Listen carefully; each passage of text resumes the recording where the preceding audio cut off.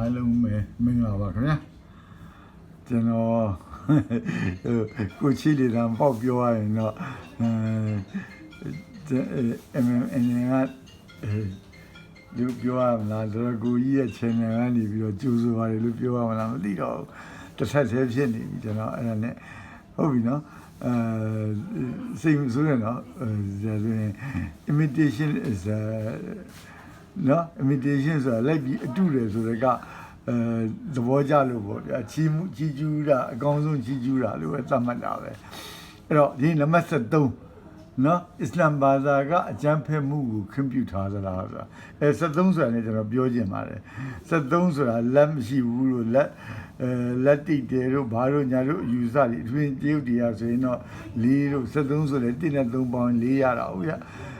လက်မရှိဘူးရှစ်ကကောင်းတယ်ဘာညာအဲ့လိုမျိုးလုတ်တာကိုကျွန်တော်တို့ဘာသာမှာအစ္စလာမ်ဘာသာမှာတားထားတယ်အဲ့လိုမျိုးကဟိုဒီရောင်ကတော့လက်မရှိဘူးဒီရောင်ကတော့လက်ကောင်းတယ်ဒီဟာလေးကတော့လက်ကောင်းတဲ့ဟာလေးစောင့်ထားမယ်ဒီနံပါတ်ကတော့လက်မကောင်းဘူးဒီနံပါတ်ကတော့လက်ကောင်းတယ်ဆိုတာအဲ့လိုလုတ်ပိုင်မှုမရှိဘူးအဲ့ဒါကိုအလ္လာဟ်ရှင်မြတ်ရဲ့တတ်မှတ်ချက်တကူတော့အလ္လာဟ်ရှင်မြတ်ကိုဖက်ပြန်တူပတဲ့ဟိုနဲ့ဟိုလူသဘောမျိုးဗာလေရှရစ်လူသဘောတောင်မှရောက်သွားတယ်ဗျနော်သဘောရောက်တယ်လားရှရစ်လူသတ်မှတ်တယ်ဆိုတာမသိဘူးနော်အဲ့တော့ကြရာချီတာတွေဟိုလုတ်တာဒီဟာလုတ်တာတွေလုံးလို့မရဘူးဗျဗီရင်မေးတာတွေနော်ဗီရင်မေးတာတွေအဲ့ဒါဒီရက်ကောင်းရက်မြတ်တွေကြည်တာတွေဘာညာတွေအဲ့ဒါဒီဘာမှမရဘူးဗျနော်အစ္စလာမ်မှာတော့အလ္လာဟ်ရှင်မြတ်ကတတ်မှတ်ထားတာလေဗျနော်ဟုတ်လားငယ်တုန်းကတော့ဘာမှမသိဘူးအဲ့ဒါ73ဆိုမကောင်းဘူးဘာဖြစ်တိုင်းမကောင်းဘူးဘယ်တော့ဟာမကောင်းဘူးအဲ့လိုမျိုးပေါ့ဗျာဒီမှာတော့မလေးရှားမှာတော့ဘယ်လောက်ဆိုးလဲဆို73နံပါတ်တွေဆိုရင်12 E တွေလုတ်ပြတာနော်အဲ့ဒါတော့12 E တို့14 E တို့အဲ့လိုမျိုးလုတ်လိုက်တာနော်ဟုတ်ပြီနော်အဲ့တော့ဟုတ်ပြီနော်အဲ့ဒါကအကြမ်းဖက်မှုကိုခွင့်ပြုထားလားဆိုတော့အဲ့ဒါလေးဖြည့်ကြည့်အောင်နော်ဒီမှာပထမဆုံးဟာအစ္စလာမ်နဲ့ပတ်သက်တာကျွန်တော် sorry ပဲဗျာဟိုဟာ credit မပေးရင်လည်းကျွန်တော် internet ပေါ်တွေ့တဲ့ဟာတွေကောက်ယူလိုက်တာနော်အစ္စလာမ်ကဒီအကြမ်းဖက်မှုကိုစန့်ကျင်ပါတယ်တဲ့နော်ဘယ်လိုတွေစန့်ကျင်လဲဆိုတော့နော်ဒီမဲ့ no matter what harm we perceive as being done against us ကိုဘယ်လောက်အနိုင်ကျင့်နေပဲပြောနော်ဒီပါလက်စတိုင်းကိစ္စမှာပဲဖြစ်လောက်အနိုင်ကျင့်နေဖြစ်အဲ့ဒီဟာမတ်စီသွားလုပ်တယ်ဆိုတဲ့ဟာကဘာပြောလဲအဲ့ဒါအစ္စလာမ်နဲ့ကြည့်မယ်ဆိုရင်ဒါပုံမှန်မဟုတ်ဘူးနော်လင်းပြန်မေးဆွဲတာလေးဘာဖြစ်တယ်ညာဖြစ်တယ်တားပြီးတော့ဘုံကြံကျဲတာလေးနိုင်ငံနဲ့ပြန်လုပ်မယ်ဆိုတာအဲ့ဒါတွေကတော့မဟုတ်ဘူးရအများတော့ဒါပေမဲ့စစ်တပ်ကိုတော့လုပ်တယ်ဆိုရင်တော့စစ်တပ်ကိုပြန်လုပ်ပေါ့ဗျာမတော်တော့အကြပြောတာပေါ့ဗျာအကုန်လုံးကစစ်ထဲဝင်လာပြီးသားလို့ဘာလို့ညာလို့အားလုံးစိတ်ဒါတော့ဟိုဘက်ကလည်းအဲ့လိုပြောတာပဲဗျာဟိုဘက်ကလည်းအားလုံးကဒါအားလုံးပဲတာဝန်ရှိတယ်ဆိုပြောတာအဲ့လိုမျိုးအားလုံးကတညီတညွတ်သေးပဲဆိုပြီးတော့အဲ့လိုပေါ့အဲ့လိုဆိုရင်တော့မပြီးတော့ဘူးဗျာလောကကြီးမှာအဲ့လိုသတ်မှတ်ချက်တွေဖယ်ပြစ်မှရမှာနော်ဒီဟိုဘော terrorism ပေါ့အကြမ်းဖက်တစ်ခုလုပ်တာဆိုရင်အဲ့ဒါလုပ်တာကြောင့်မို့တစ်မျိုးလုံးတနိုင်ငံလုံးလူမျိုးတစ်မျိုးလုံးကိုပြန်အပြစ်ပေးရမယ်ဆိုတော့မဟုတ်အဲ့ဒါကိုအစ္စလာမ်ကဆန့်ကျင်တယ်we may not lash out against an entire population of people ဘာကြီးကိုဘယ်လောက်ကြီးစော်ကားလို့ဒါမှအေးရလို့အေးအလုံးတပ်ပြီးဆိုလို့မရဘူးမှားတယ်အစ္စလာမ်ကဒါစစ်တပ်ကလို့စစ်တပ်ကိုစစ်သားတွေဆိုတွေ့ရတိုက်တတ်ဆိုမဟုတ်ဘူးမှားတယ်နော်အဲ့လိုတမျိုးလုံးတစ်ဆွေလုံးတစ်ခုလုံးကြီးကိုသွားပြောလို့မရဘူးဗမာတွေကလုပ်တယ်ဒါရခိုင်တွေကလုပ်တယ်ဆိုပြောလို့မရဘူးနော်အဲ့လိုမရဘူးဒါဂျူးတွေကဘာဖြစ်တယ်ညာဖြစ်တယ်လို့မရဘူး this is wrong နော် we cannot say that all Jews are bad ဟုတ်လည်းမဟုတ်ဘူးနော်ဟုတ်ပြီနော်အားလုံးကလည်းစိုးတာမဟုတ်ဘူးအားလုံးကလည်းဒီလူနည်းစုဖြစ်တာဆိုလူနည်းစုပေါ့နော်အဲ့ဒါတော့ဟုတ်ပြီနော်စစ်ပွဲဖြစ်နေတော့မှအကုန်လုံးတတ်ဖို့ကမရဘူးလေဗျာဟုတ်ပြီနော်အဲ့ဒါပြောပါမယ်ပြီးတော့နော်အဲ့တော့နံပါတ်73အစ္စလာမ်ကterrorism ကိုအားပေးလာ terrorize လုပ်ဖို့မွတ်စလင်တွေကိုအကြမ်းဖက်ဖို့အတွက်ညွန်ပြလာညွန်ပြဘူးမဟုတ်ဘူးအစ္စလာမ်က အကြံဖက်ဝါဒကိုအာမပေးဘူးနော်ဘယ်လိုအခြေအနေမှာပဲရောက်နေအကြံဖက်လို့မရဘူး does not authorize harming innocent people အထူးသဖြင့်အပြစ်မဲ့တဲ့ပြည်သူတွေအပြစ်မဲ့တဲ့လူထုကိုနော်အန်ရပေးဖို့အတွက်ကိုလုံးဝခွင့်မပြုနော်အဲ့ဒါကုရ်အာန်တစ်ခုလုံးမှာနေရာကမှဘယ်နာပါဒါပြောထားတယ်နော်တမန်တော်မြတ်ကလည်းပြောထားတာညီညာမှုတာမှုပေါင်းသူ့ပေါ်ကြောက်ရောက်ပါစေနော်တမန်တော်မြတ်နော် and the entire classical Islamic legal tradition အဲ့တော့ Islamic legal ပေါ့ Islamic တရားဥပဒေအရလဲတစ်ခုလုံးနော်ဒါတော့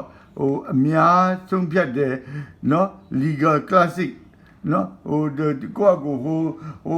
ဖတ်ဝါပေးဟိုလူကဖတ်ဝါပေးဒီလူကဖတ်ဝါပေးတာအဲ့ဒါမဟုတ်ဘူးအားလုံးအများညီနဲ့တခါတည်းကိုအများသတ်မှတ်ထားတယ်အများလက်ခံထားတယ်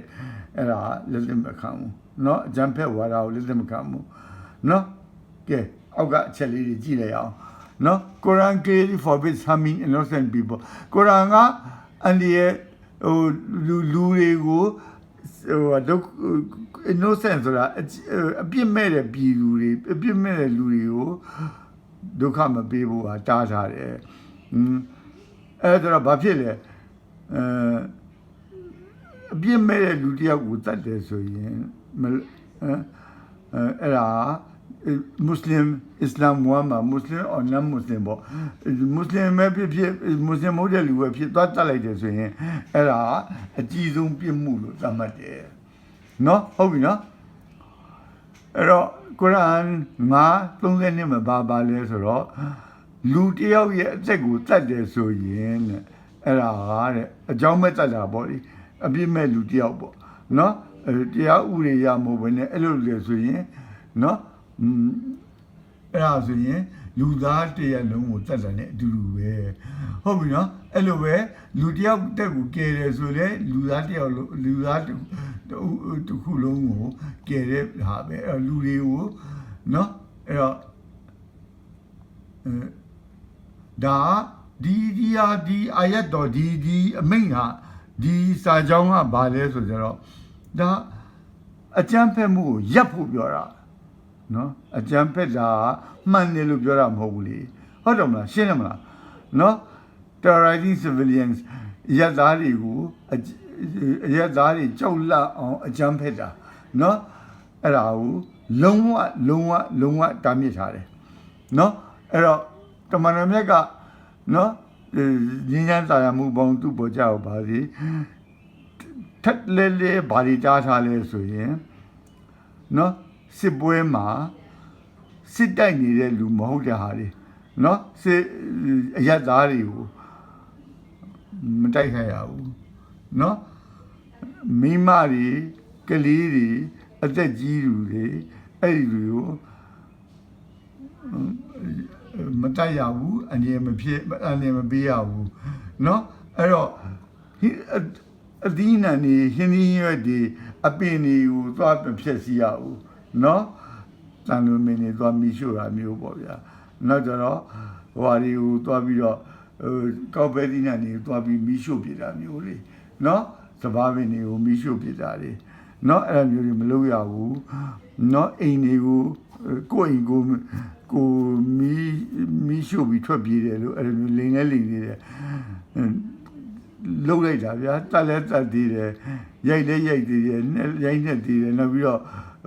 အိမ်မီးရှို့ပြီးတော့ထဲရဟာကြီးအရင်လူတာပါလူပြီးတော့မှအိမ်မီးရှို့ပြီးတော့မှကိုယ့်အိမ်ကိုမီးရှို့တယ်ဆိုမှလိန်နေတာတဲ့တဲ့ကြီးပေါ်သွားတာလေနော်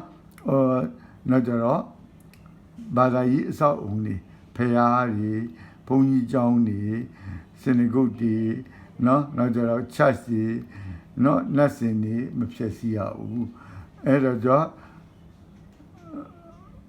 mutilation ဆိုတာ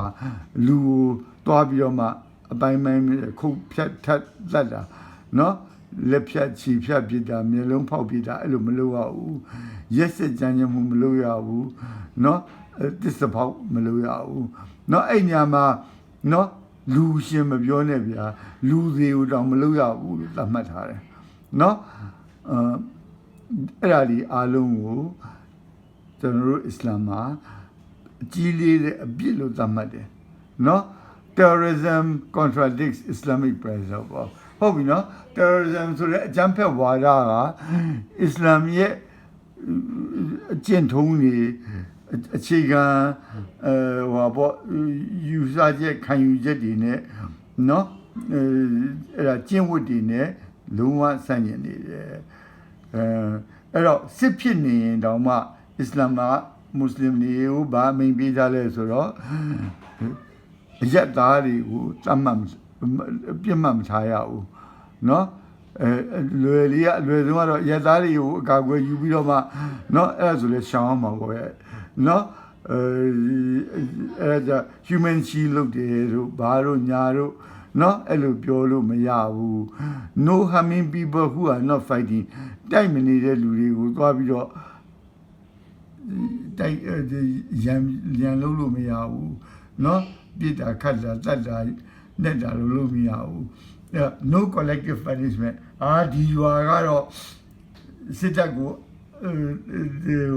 သတင်းပေးတယ်ဒီရွာကတော့ AA ကိုသတင်းပေးတယ်ဒီရွာကတော့ဟိုဟာကိုထောက်ပံ့မှုတယ်ဗာလဲအာစာကိုထောက်ပံ့မှုတယ်ဘာညာဆိုပြီးတော့မှ collective punishment အဲ့ရွာကြီးကိုမိရှို့တာဖျက်ဆီးတာလုပ်လို့မရဘူး collective punishment ဒီလူတွေကတော့ဒီပါလက်စတိုင်းတွေကတော့ဒီ HG ကိုနော်ထောက်ခံတာပဲဆိုအလုံးငါတို့အပြစ်ပေးမယ်ဒီဂျူရီကတော့ဒီလိုမျိုးပဲဒါတွေကငါတို့ဒါတွေလောက်ထားတယ်ငါတို့အစင်ဆက်ကိုလုပ်တယ်ဆိုမှအလုံးလုံးမရဘူး this is wrong လုပ်လို့မရှိဘူးနော် collective punishment မလုပ်ရဘူးခင်ဗျားတို့ကဘာမှအစ္စလာမ်ကတားထားတယ်အဲ့တော့နောက်ကြတော့ဗာလဲညင်းစဲနှိပ်ပတ်မှုမလုပ်ရညင်းစဲနှိပ်ဆက်မှုမလုပ်ရဘူးเนาะရက်ဆက်ကြမ်းကြုတ်မှုမလုပ်ရဘူးအဲ့တော့ပေါ့ကျိုးနဲ့ခြီးပြီးတော့တစ်ပင်မှာခြီးပြီးတော့အောက်ကမီးနဲ့မြိုက်တာမျိုးပေါ့เนาะဟိုတပ်ပြီးတော့မသေးမရှင်နဲ့ပုံပြီးတော့မီးရှို့တာမျိုးတို့เนาะခေါင်းထောင်ထားတယ်ဟေ့ဆိုရိုက်ထည့်လိုက်တာမျိုးမိတ်တာမလုပ်တာပဲ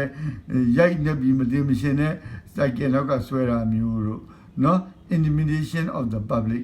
เนาะချင်းကြောက်တာမင်းတို့မွတ်စလင်တွေအလုံးဘာလို့ဖြစ်မယ်ညာလို့ဖြစ်မယ်မင်းတို့အဲ့လိုမျိုးပေါ့လေအဲ့ဒါတွေကို public ကိုအဲ့လိုချင်းကြောက်လို့မရဘူးเนาะဟိုမယ်တော့ချင်းကြောက်တာဗျအရှိတယ်ပဲမှာလေเนาะလုတ်တာပဲနော်အဲ့တော့ modern terrorism explicitly violates all of these အဲ့ဒါဒီခုနပြောတဲ့ဟာဒီအလုံးကခေတ်အကြံဖက်သမားတွေကအဲ့ဒါဒီအလုံးလုံးနေတာပဲเนาะအစ္စလာမ်က legitimate self defense ကိုခုခံကာကွယ်တာဟုတ်တယ်ဒါပေမဲ့တရားသောခုခံကာကွယ်မှုပဲဖြစ်မှာเนาะအဲ့ဒီမှာကျွန်တော်တို့စိပညာမှာတော့ရှိတာပေါ့ဗျာဟုတ်လားဂဲနဲ့ထူလို့စမ်းနဲ့ပြန်ပြစ်တယ်ဆိုတာမျိုးပေါ့ဗျာအဲ့ဒီမှာတွေ့နေတာပဲခင်ဗျားတို့ဘယ်လိုလဲလုပ်နေဆိုသိပါတယ်เนาะကျွန်တော်စိပညာမှာကျွန်တော်ဂဲနဲ့ထူတာနဲ့တော့အဲ့လောက်ကတော့လုပ်တယ်လို့ဆိုဥမာမပေးဘူးဓာတ်နဲ့လာတဲ့လူကိုစမ်းနဲ့စီးပြစ်တာမလုပ်ရဘူးပြစ်ရင်လည်းချင်းရောက်ပြီးတော့အပေါ်ထောင်ပြစ်ဒါမှမဟုတ်6ကိုပြစ်တည်နိုင်တဲ့နေရာကိုမပြစ်ရဘူးခေါင်းကိုပြစ်တာမလုပ်ရဘူးအဲ့တော့မင်းအောင်လိုင်းဘာလုပ်နေလဲတွေ့တော့မှာနော်အဲ့တော့ self defense မဟုတ်ဘူးတော့မှဘာမှလည်းတော့ပါတဲ့လူတွေခေါင်းပြစ်တယ်ဆိုတာလေနော်ဟုတ်ပြီနော်အဲ့ဒါကိုမြောက်ပြီးတဲ့ဘုန်းကြီးတွေလည်းရှိသေးတယ်ယူနဲ့တူပါရဲ့အဲ့ဒီဘုန်းကြီးကတော့ပြောတာတွေဆိုတာတွေကြည့်ရတာအဲ့ဒါကြီးကိုအယူပုံမြောက်နော်အဲ့တော့အဲ့လိုပေါ့ကိုတရားဥပဒေရဟာပေးလို့မျိုးပဲပေါ့မွတ်စလင်နော်အဲ့ဒါတွေကခက်စင်နေမှာပဲဒါတရားဥပဒေပဲပေါ့အစ္စလာမ်က Muslims may defend themselves only if attack နော် attack ခံရရင်ပြန်ပြီးခုခံခွင့်ရှိတယ် only within strict limits ဟုတ်ပြီနော် strict limits ကဓာတ်နဲ့တစ်ချက်လာဆိုလို့ငါဓာတ်နဲ့10ချက်ပြန်ထိုးလိုက်တယ်မဟုတ်ဘူးလေသူ incapacitate နော် तू မလုံနိုင်တော့ဘူးဆိုလိုက်ရင်ဓာတ်ဥဖယ်ထုတ်လိုက်တယ်ကိုကပြန်ခုခံလို့နော်ဒါထိုးတော့ကတစ်ချက်ထိုးလိုက်မိတယ်ဆိုပြီးပြီလေ နော်မထိုးမိလဲကိုက incapacity လုပ်လိုက်တယ်ကိုကရိုက်ပလိုက်တယ်အဲကိုကလက်သီးနဲ့ထိုးပလိုက်တယ် तू ကမလုံနိုင်တော့ဘူး तू ကပြန်မခုနိုင်တော့ဘူးဆိုရင်ဆက်ပြီးတော့တည်ရည်မတတ်ရဘူးလေဟုတ်ပြီနော်အဲ့တော့ limit ကရှိတယ်နော် anything beyond that is haram နော် haram ဝတ်သားစားလို့ပဲနော်ဒါအတူစားလို့ပဲနော်အရက်တော့လို့ပဲနော်အဲ့ဒါတော့ပူကြီးအောင်မယ်ဒါတွားပြီးတော့ကိုလာတိုက်ခိုက်တဲ့ဟာကိုအဲ့ဒီဟိုဘော legitimate defense and then to a limit ဟုတ်ပြီနော်ဂင်းနဲ့လာဆိုတော့တန်းနဲ့ပြန်ပြစ်သွားလို့မရဘူးဒါနဲ့လာထိုးတဲ့ဟာကိုနော်ဒုံးနဲ့လာတဲ့ဟာကိုတန်းနဲ့ပြစ်သွားလို့မရဘူးနော်အဲ့ဒါကြောင့်မို့ self defense ဆိုတာတိဖို့ဟာ terrorism မဟုတ်ဘူးနော် Muslims around the world overwhelmingly reject terrorism Muslim တွေကဒါတွေကိုညင်းတာပဲဗျာဒါတွေကိုဟန်ပြညင်းတယ်လို့တချို့လူတွေကထင်နေတယ်လားမတတ်နိုင်ဘူးပေါ့ဗျာဒါပေမဲ့ဒါပြောတာသူတို့ကိုယ်တိုင်က ISIS တွေဘာတွေဆိုရင်အားလုံးကစုံချတာပဲဗျာနော် global service from independent body ဒါ Muslim ကပြောတာမဟုတ်ဘူး independent body တွေကပြောတာဒီကမ္ဘာလုံးဆိုင်ရာစစ်တမ်းကောက်ကြည့်တဲ့အချိန်မှာနော် independent ဆိုတာ Muslim မဟုတ်တဲ့ဟာတွေပေါ့ဘက်မလိုက်တဲ့ဟာတွေနော်အဲ့ဒါတွေကနေလုတ်တဲ့အချိန်မှာ survey လုတ်တဲ့အချိန်မှာ Muslim အများစုက Muslim majority country တွေမှာ Muslim အများစုနော် majority of Muslim majority country Muslim အများစုရှိတဲ့နိုင်ငံအများစုကဆိုရင်ဒါ terrorist ဆိုအကြမ်းဖက်တာလက်သက်မခံဘူးနော်ပြီးတော့ခင်ဗျားတို့မအံ့ဩနေဗျာနော်ဒါ survey လုတ်တာရထွက်လာတာနော်အကြမ်းဖက်ခံရတာမွတ်စလင်တွေခံရတာနော်အကြမ်းဖက်ခံရတာဝက်စနာတွေမဟုတ်ဘူးမွတ်စလင်တွေကအကြမ်းဖက်ခံရတာနော်နိုင်ငံလိုက်ကြီးကိုခံရတာနိုင်ငံလိုက်ကြီးကိုတန်းနဲ့ချီအသက်ခံရတယ်အများကြီးပဲနော်သိန်းနဲ့တန်းနဲ့ချီပြီးအသက်ခံရတာမွတ်စလင်တွေဗမာကြီးလက်ကြည့်ပါလားဗျာဗမာပြည်ကအကြမ်းဖက်တာမွတ်စလင်တွေကအကြမ်းဖက်တာဘလူကအကြမ်းဖက်လို့တရားခံရတာလေဟမ်ဟုတ်ပြီနော် extremist groups represent political agendas not Islam နော်အစွန်းရောက်သမားတွေကဒါပဲနိုင်ငံရေးနဲ့လုပ်တာဗျအစ္စလာမ်ကြောင့်မဟုတ်ဘူးအများအပြားနော် extremism အစွန်းရောက်တဲ့လူတွေကဒါနိုင်ငံရေးအရာဖြစ်တာဗျယူဆဘာသာရေးအစွန်းရောက်ထက်တာနည်းတယ်နော် ISIS ဆို Al-Qaeda တို့သူတို့မဲ့နောက်ွယ်အကြောင်းတွေရှိတယ်နော်နိုင်ငံရေးရမြောက်ပေးတာနာမည်ဖြတ်ဖို့ဟာမွတ်စလင်နာမည်ဖြတ်ဖို့ဟာနော်မွတ်စလင်တစ်ဖွဲ့ကိုတိုက်ဖို့ဟာအဲ့လိုမျိုးနဲ့မြောက်ပေးတဲ့ဟာတွေရှိတယ်ကျွန်တော်မပြောတော့ပါဘူးအရင်တစ်ခေါက်ပြောလိုက်တာတော့မှအရင်အခုတော့ကတော့မှကျွန်တော်ဟာတော်နဲ့ခွင့်မပြုဘူးနော်နောက်ပြီးတော့ရေးတယ်အဲ့ဒါကိုပြန်စစ်စစ်ကြည့်ဦးမယ်လူကိုယ်တိုင်နဲ့စစ်စစ်ကြည့်ဦးမယ်အဲ့ဒါကိုစင်ဆာလုပ်ဖို့မလုပ်ဖို့ဆိုတော့အဲ့ဒါကျွန်တော်မပြောတော့ဘူး ISIS ဆို Al-Qaeda တို့ကနော်ဘာတွေလုပ်လဲဒီကောင်တွေကIslam verse တွေတော့ပြီးတော့ cherry pick ဆိုရွေးကောက်ပြီးတော့ပေါ့ဗျာနော် cherry ရွေးလိုမျိုး cherry စွတ်တယ်လို့ပြောပေါ့နော် cherry pick လုပ်တယ်ဆိုတော့အဲ့ဒါနဲ့ရွေးပြီးတော့ဒါပဲဟိုဟာလေးဒီဟာလေးအပိုင်း out of text ယူလိုက်ပြီးတော့ပြောတယ် ignore the prophecy prophet ကနေကျွန်တော်တို့တမန်တော်မြတ်ကသတ်မှတ်ထားတဲ့ဟာတွေကိုအကုန်ပယ်လိုက်တယ်မလုပ်ရဘူးအကြမ်းမဖက်ရဘူးဆိုတာIslamic scholarship Islamic ဒီကျွန်တော်တို့ပညာရှင်တွေကနေသတ်မှတ်ထားတာဒီရာနဲ့ချီပြီးပြောထားတဲ့ဟာတွေအဲ့ဒါတွေကိုစန့်ကျင်တယ်သူတို့တွေက ISIS တို့ Al-Qaeda တို့နော် their actions are condemned by the world's leading Muslim scholars သူတို့ ISIS တို့ Al-Qaeda တို့ကိုကမ္ဘာမွတ်စလင်ပညာရှင်တွေကဘာသာရေးပညာရှင်တွေ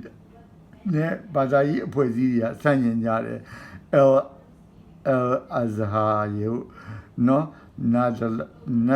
Nadlatul Ulama တို့ Islamic Fiqh Academy OIC တို့နောက်တခြား fatwa ပေးတဲ့ကောင်စီတွေကအများကြီးအကုန်အဆန့်ကျင်ကြတယ်။အဲကြောင့်မလို့အစ္စလာမ်ကအကြမ်းဖက်မှုကိုခွင့်မပေးပါဘူး authorize မလုပ်ပါဘူးเนาะအပြစ်မဲ့လူတွေကိုအပြစ်ဟိုအကြမ်းဖက်ဖို့ ရံပြုတ်ဖို့ဟာကိုမလုပ်ဖို့ဟာအစ္စလာမ်ကတားပါတယ်နော်နောက်ကြတော့ရေးရဆက်မလုပ်ဖို့ cruelty မလုပ်ဖို့နော်ပြီးတော့တကယ်တမ်းတင်လာကဘာလဲဆိုတော့တရားမျှတမှုနဲ့တနာကျင်နာမှုကိုတင်ပါတယ်အဲ့ဒါကြောင့်မလို့ဘယ်သူပဲဖြစ်ဖြစ်အကြံဖက်ဝါဒလောက်တာဆိုရင်အစ္စလာမ်ရဲ့အကြံဖက်တာကအကြံဖက်သမားကအစ္စလာမ်ကိုစန့်ကျင်တာပါအစ္စလာမ်ကိုလိုက်နာတာမဟုတ်ပါဘူးเนาะတော်ဆိုရပါပြီနဲ့တွေ့ဒီအားတော့ဒီ topic စเนาะ